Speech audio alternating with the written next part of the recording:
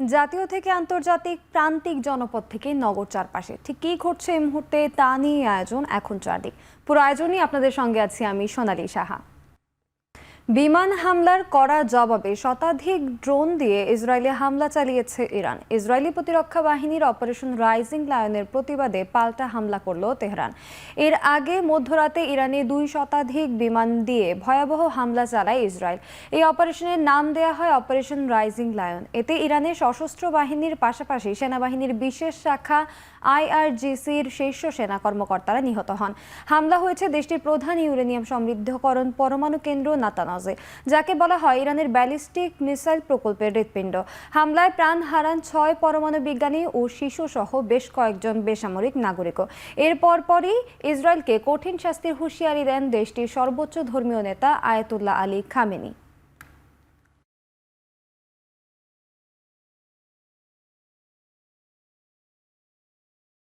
ভারতের আহমেদাবাদে বিমান বিধ্বস্তের ঘটনায় উদ্ধার করা হয়েছে 265 মরদেহ।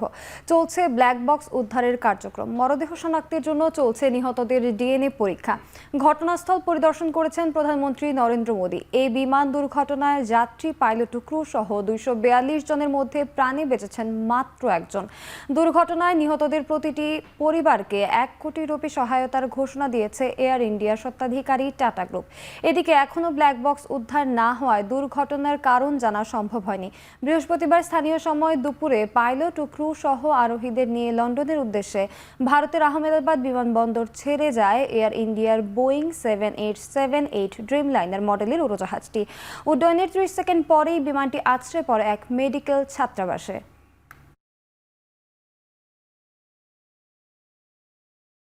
ব্রিটেনের রাজা তৃতীয় চার্লসের কাছ থেকে কিংস চার্লস হারমোনি অ্যাওয়ার্ড গ্রহণ করলেন প্রধান উপদেষ্টা ডক্টর ইউনূস। বৃহস্পতিবার এই মর্যাদাপূর্ণ পুরস্কার গ্রহণ করেন প্রধান উপদেষ্টা। এদিকে লন্ডনে বাংলাদেশ হাই কমিশনের প্রেস মিনিস্টার আকবর হোসেন জানান, রাজাকে বাংলাদেশ সফরেরও আমন্ত্রণ জানিয়েছেন ডক্টর ইউনূস। প্রধান উপদেষ্টার লন্ডন সফরের সবচেয়ে গুরুত্বপূর্ণ ছিল কিংস চার্লস হারমোনি অ্যাওয়ার্ড। স্থানীয় সময় দুপুর 1:30 থেকে এই অনুষ্ঠান চলে বিকাল 3টা পর্যন্ত। রাজা চার্লসের সঙ্গে আধা ঘন্টার বৈঠকে সংস্কার ইস্যুতে আলোচনা হয়েছে বলে জানান প্রেস সচিব শফিকুল আলম। এছাড়া অন্তর্বর্তী সরকারের পুরো কাজ সম্পর্কে অবগত হন রাজা চার্লস। এরপরই লন্ডনের সেন্ট জেমস প্যালেসে আয়োজিত এক অনুষ্ঠানে ডক্টর ইউনূসের হাতে মর্যাদাপূর্ণ এই পুরস্কার তুলে দেন রাজা চার্লস। শান্তি, স্থায়িত্ব ও সম্প্রীতি প্রতিষ্ঠায় অবদানের জন্য ডক্টর ইউনূসকে এই সম্মানে ভূষিত করে ব্রিটেন। এদিকে লন্ডন বাংলাদেশ হাই কমিশনের প্রেস মিনিস্টার আকবর হোসেন জানান, রাজাকে বাংলাদেশ সফরেরও আমন্ত্রণ জানিয়েছেন ডক্টর ইউনূস।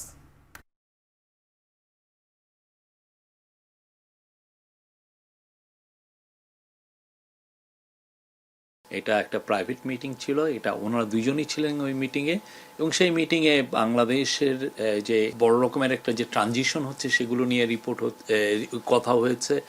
আর আমাদের চিফ অ্যাডভাইজার কিং চার্লসকে জানিয়েছেন যে তারা কি কি রিফর্ম ইনিশিয়েটিভ নিয়েছেন। অ্যাওয়ার্ডটা একটা রেয়ার অনার ওনার জন্য। বাংলাদেশের কনটেক্সটে এই সময়ে এইটা একটা বড় স্বীকৃতি, বাংলাদেশের মানুষ, পুরো বাংলাদেশের জন্য এটা একটা বড় অনার। আগামী নির্বাচনকে ঘিরে ইসলামী দলগুলোর সাথে বৃহৎ ঐক্য করার চেষ্টা করছে জামায়াতে ইসলামী। এছাড়া দলগুলোর সাথে আসন বন্টন নিয়ে আলোচনা ও মতবিনিময় চলছে বলে জানিয়েছেন জামায়াতে ইসলামীর সেক্রেটারি জেনারেল অধ্যাপক মিয়া গোলাম পরওয়ার। সকালে চট্টগ্রামের সাতকানিয়া লোহাগাড়া আসনে দলীয় প্রার্থী ঘোষণা অনুষ্ঠানে এই কথা বলেন তিনি। এ সময় মিয়া গোলাম পরওয়ার বলেন, অন্তর্বর্তী সরকার একটি অবাধ, গ্রহণযোগ্য নির্বাচনের জন্য সংস্কার কাজ করছে। তবে কিছু রাজনৈতিক দল নির্বাচনের সময় এগিয়ে আনতে সরকারকে চাপ দেওয়ার বিষয়ে কঠোর সমালোচনা করেন তিনি। এছাড়া শুধু জাতীয় নির্বাচন নয়, স্থানীয় নির্বাচনও অন্তর্বর্তী সরকারের অধীনে করার দাবি জানান তিনি।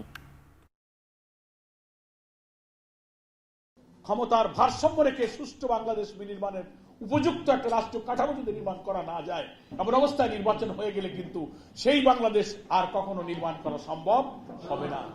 একটা নিরপেক্ষ অন্তর্বর্তীকালীন সরকারের পক্ষেই কিন্তু দলীয় প্রভাবমুক্ত হয়ে রাষ্ট্রের সাংবিধানিক কাঠামোটাকে কোন দলের স্বার্থের দিকে না তাকিয়ে নিউট্রালি একটা কাঠামোগত পুনর্বিন্যাস করা সম্ভব একটা অন্তর্বর্তীকালীন নির্দলীয় সরকারের পক্ষে। লন্ডনের সেন্ট্রাল ডরচেস্টার হোটেলে কিছুক্ষণের মধ্যেই শুরু হতে যাচ্ছে ডক্টর মোহাম্মদ ইউনূস ও বিএনপির ভারপ্রাপ্ত চেয়ারম্যান তারেক রহমানের গুরুত্বপূর্ণ বৈঠক। শুক্রবার ভোর থেকে হোটেলের সামনে ভিড় করছেন বিএনপি ও অঙ্গ সংগঠনের নেতাকর্মীরা। লন্ডন ছাড়াও আশেপাশের শহরগুলো থেকেও বহু নেতাকর্মী উপস্থিত হয়েছেন তারেক রহমানকে স্বাগত জানাতে। তারা আশা করছেন এই বৈঠকের মাধ্যমে বিএনপি ও অন্তর্বর্তী সরকারের মাঝের দূরত্ব কিছুটা হলেও কমবে। রাজনৈতিক অচলাবস্থার নিরসনে এটি একটি ইতিবাচক পদক্ষেপ হিসেবে বিবেচিত হতে পারে বলে মনে করছেন সংশ্লিষ্টরা।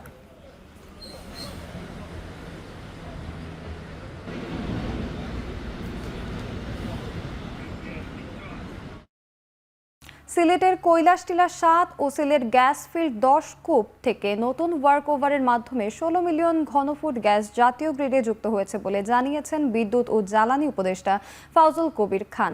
সকালে সিলেটের কৈলাসটিলা ও সিলেট গ্যাস ফিল্ডের ওয়ার্ক ওভারের কাজ পরিদর্শনকালে এ কথা বলেন তিনি। এ সময় তিনি আরও বলেন, যেসব এলাকা থেকে গ্যাস উত্তোলন করা হয় সেসব এলাকায় মানুষের জন্য এখন থেকে স্বল্প মূল্যে সিলিন্ডার গ্যাস সরবরাহ করবে সরকার।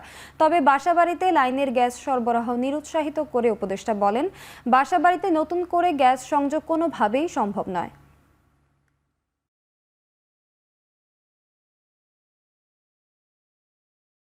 গ্যাসের যে কার্যক্রম, এখানে আমাদের কিছু এক্সপ্লোরেশন হচ্ছে, ওয়ার্ক ওভার হচ্ছে, মানে ওই যে কূপের পাশে আশেপাশে থেকে নতুন গ্যাস পাওয়া যায় কিনা। তো অলরেডি সাকসেসফুল হয়েছে। কত পাওয়া গেছে অলরেডি? 8 মিলিয়ন। একটা ওই যে এখানে কৈলাসের সাথে 8 মিলিয়ন পাওয়া গেছে MMCFD। আরেকটা আমরা করব, শুরু হচ্ছে, কাজ হচ্ছে। তো ওইখানেও আমরা আশা করতেছি 6-7 এরকম আমরা পাবো। এছাড়া ওই শিল্পে যে গ্যাসের ব্যাপারে যে একটা অভিযোগ আছে সেগুলো দেখব, ওদের মিটারিং স্টেশনে গিয়ে দেখব যে এখানে এই এলাকার লোক গ্যাস পাচ্ছে কিনা। ঈদের লম্বা ছুটি কাটিয়ে রেলযোগে রাজধানীমুখী মানুষের ফিরে আসার চাপ ধীরে ধীরে বাড়ছে। শেষ মুহূর্তের ভিড় এড়াতে আগেভাগেই রাজধানীতে ফিরছেন অনেকে। দুপুরে কমলাপুর স্টেশন মাস্টার মোহাম্মদ আনোয়ার হোসেন জানান, ঢাকা থেকে 23টি ট্রেন ঠিক সময়ে ছেড়ে গেছে। তবে ফিরে আসার ক্ষেত্রে বুড়িমারি তিতাস এক্সপ্রেস শিডিউল বিপর্যয় ছিল। তিনি জানান, ফিরে আসা যাত্রী চাপ বেশি রয়েছে। ভোর থেকে দেশের নানা গন্তব্য থেকে 14টি ট্রেন ঢাকায় এসেছে। এদিকে যাত্রীরা বলছেন, ঢাকায় ফেরার পথে যাত্রা নির্বিঘ্ন ছিল না। অতিরিক্ত যাত্রীতে সব কোচে ভিড় ছিল।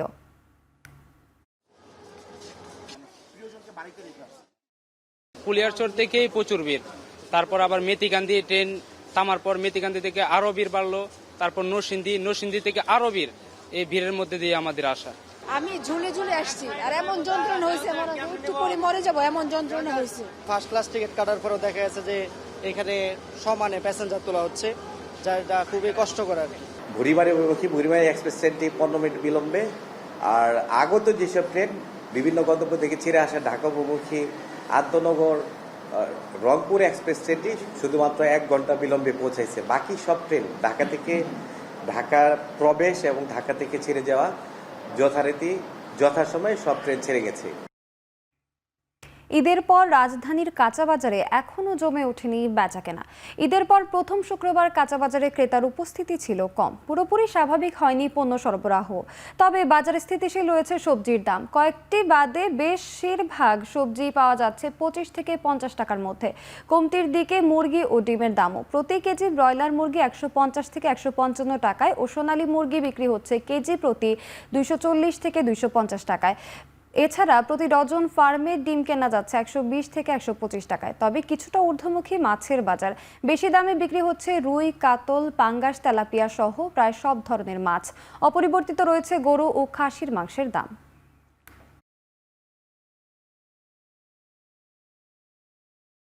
আপনার এই যে সরিবে 60 টাকা, 40, 50, 40, 30-এর ভিতরে মাল, এর উপরে কোনো মাল নাই। বর্তমানে মাল খায় না, বাজার কাস্টমার নাই।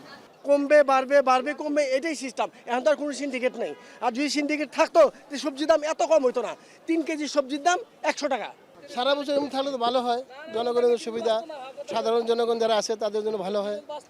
ব্রয়লার দামটা একটু কম আছে, আর বাজারও ঠান্ডা, এখনো অ্যাভেলেবেল, অফিস খোলা যায়নি তো।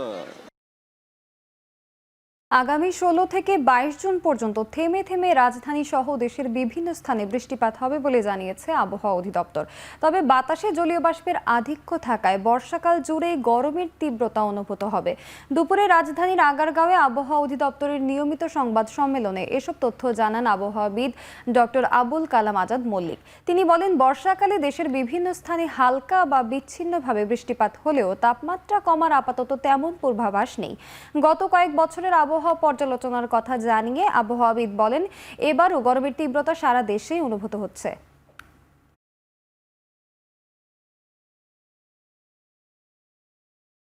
যেহেতু জলীয়বাষ্পের পরিমাণ বেশি, সেই কারণে গরমের অনুভূতি আরও বেশি হতে পারে। এই ধরনের পরিস্থিতি আরও 2-1 দিন অব্যাহত থাকতে পারে।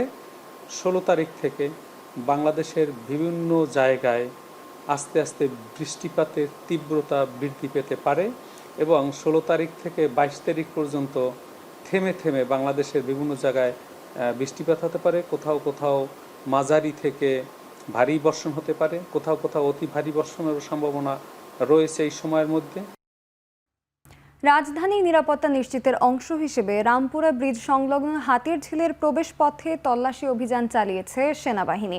বৃহস্পতিবার রাত 11:30 থেকে শুরু হয় এই তল্লাশি অভিযান। এ সময় রাস্তায় চলাচল করা বাইক, প্রাইভেট কার, সিএনজি চালিত অটোরিকশা সহ অন্যান্য যানবাহনে তল্লাশি চালানো হয়। বিশেষ করে হেলমেট ও কাগজপত্রবিহীন বাইকারদের আইনের আওতায় এনে জরিমানা করা হয়। এ সময় সেনাবাহিনীর পাশাপাশি ছিলেন পুলিশ ও র্যাব সদস্যরা। নগরবাসীর নিরাপত্তা নিশ্চিতে এমন উদ্যোগকে সাধুবাদ জানিয়েছে সাধারণ মানুষ।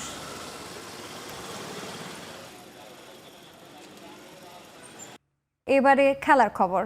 শ্রীলঙ্কার বিপক্ষে দেশ ছাড়ার আগে 1 বছরের জন্য ওয়ানডে দলের অধিনায়কের দায়িত্ব পেয়েছেন মেহেদী হাসান মিরাজ। খারাপ সময়ে দায়িত্ব নিয়ে জানালেন, বিশ্বকাপের আগে দলকে ভালো অবস্থানে নিয়ে যেতে প্রস্তুত তিনি। আর প্রথম অ্যাসাইনমেন্ট শ্রীলঙ্কায় সিরিজ জয়ের লক্ষ্যেই যাচ্ছেন তারা। এদিকে নাজমুল হোসেন শান্তর হঠাৎ অধিনায়কত্ব হারানো দলে নেতিবাচক প্রভাব ফেলবে না বলে নিশ্চয়তা দিয়েছেন এই নতুন অধিনায়ক। ওডিআই সামনে ওয়ার্ল্ড কাপ, আর এটা সম্পূর্ণ একটা বোর্ডে তারা কিভাবে চিন্তা করছে, যেহেতু হয়তো টিমটা একটু মনে করেন এখন আমরা একটু স্ট্রাগল করছি ওডিআইতে, হয়তো চিন্তা করছে যে না, একটা বছর আমরা একটা জায়গায় দাঁড় করাই ওডিআই টিমটাকে। সো তারপরে হয়তো আমাদের নেক্সট স্টেপ বা প্ল্যানিংটা তারা এই জিনিসটা জানাতে পারবে। শান্ত আর আমি তো ছোটবেলা থেকে একসাথেই ক্রিকেট খেলেছি, আন্ডার 15 থেকে আমরা একসাথে আছি। তা আমাদের কাছে যে জিনিসটা মনে হয় যে ক্যাপ্টেন ডাজেন্ট ম্যাটার, আমাদের টিম হয়ে খেলাটা ইম্পর্টেন্ট। লক্ষ্য থাকবে সিরিজ জেতা ফার্স্টে, এবং যেহেতু আমরা ওডিআইতে অনেক দিন পর খেলছি এবং ফার্স্ট ম্যাচটা আমাদের জন্য অনেক ইম্পর্টেন্ট। অবশ্যই চ্যালেঞ্জ হবে, বাট আমাদের লক্ষ্য থাকবে অবশ্যই সিরিজ জেতা। লর্ডসে ওয়ার্ল্ড টেস্ট চ্যাম্পিয়নশিপের ফাইনালে অনন্য রেকর্ডের মালিক হলেন অজি অধিনায়ক প্যাট কামিন্স।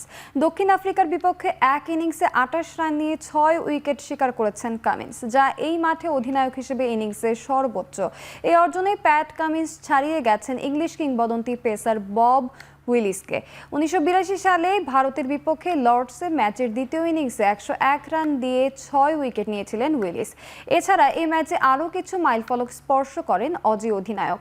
ক্যারিয়ারের 68 ম্যাচে 300 উইকেট নিয়ে নাম ওঠান অস্ট্রেলিয়ার 8ম বোলার হিসেবে 300 ক্লাবে। অন্যদিকে অধিনায়ক হিসেবে এখন কামিন্সের উইকেট সংখ্যা 136।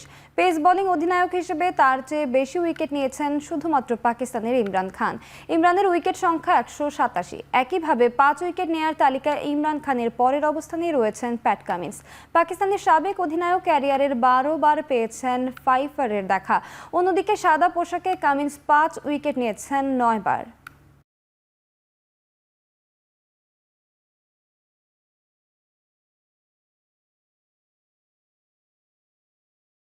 শেষ করছি এখন চারদিক। এখন টেলিভিশন ওয়েবসাইটে দেখতে ভিজিট করুন www.ekhon.tv।